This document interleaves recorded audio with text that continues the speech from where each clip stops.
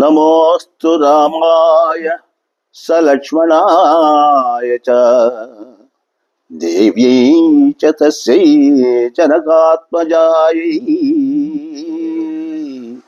నమోస్తు రుద్రేంద్రయమానిలేభ్యః నమోస్తు చంద్రార్కమరుత్కణేభ్యః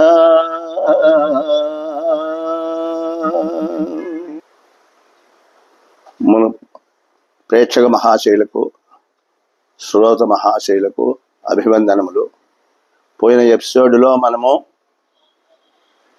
నామ నక్షత్రాలు, జన్మ నక్షత్రాలు అనేటువంటి వాటిని గురించి మనం కొత్త తెలుసుకున్నాం. ఇప్పుడు ఈ నామ నక్షత్రాల్లో మనము 2 పేర్లుగా వస్తాయి, 2 అక్షరాలుగా వస్తాయి.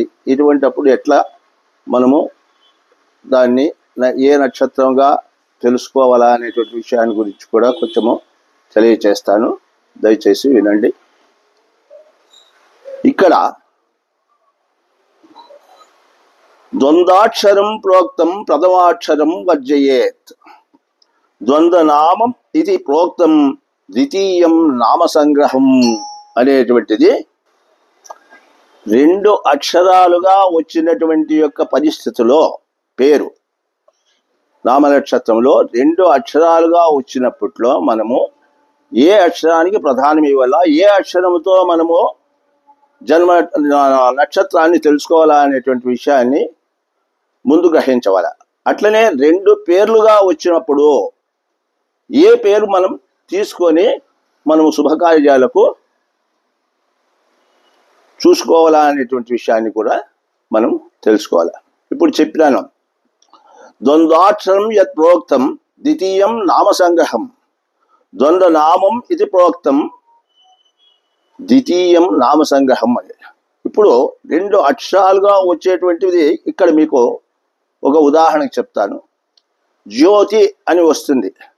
ఇక్కడ జో అన్నప్పుడు జా అనేటువంటి అక్షరం ఒకటి వస్తుంది, యా అనేటువంటి అక్షరము ఒకటి వస్తుంది. మళ్ళీ అట్లా అంటప్పుడు మామూలుగా అందరు ఏం చేస్తారంటే జో అంటే జాగు తీసుకొని బేబో జాజి ఉత్తరాషాఢ లేదా జూజే జోకా శ్రవణము అనేటువంటి పేర్లతో చూస్తూ ఉన్నారు పేర్బలాలు. అట్లా కాదు, ఇక్కడ ఒత్తుతో అక్కడ యావత్తు ఉంది, ఆ యావత్తుని తీసుకొని మనం తీసుకోవాలి. అదే యావత్తు యా అన్నప్పుడు నోయాయు జ్యేష్ఠ అనేటువంటిది వస్తుంది. కాబట్టి జ్యేష్ఠ నక్షత్రానికి మనము తీసుకొని, అట్లనే శ్వేత అనేటువంటి ఒక అక్షరం వస్తుంది. స్వే అన్నప్పుడు సే ఒకటి ఉంది, వా ఒకటి ఉంది. అట్లాంటప్పుడు సే తీసేసుకొని వాతోనే చూడవలసి వస్తుంది.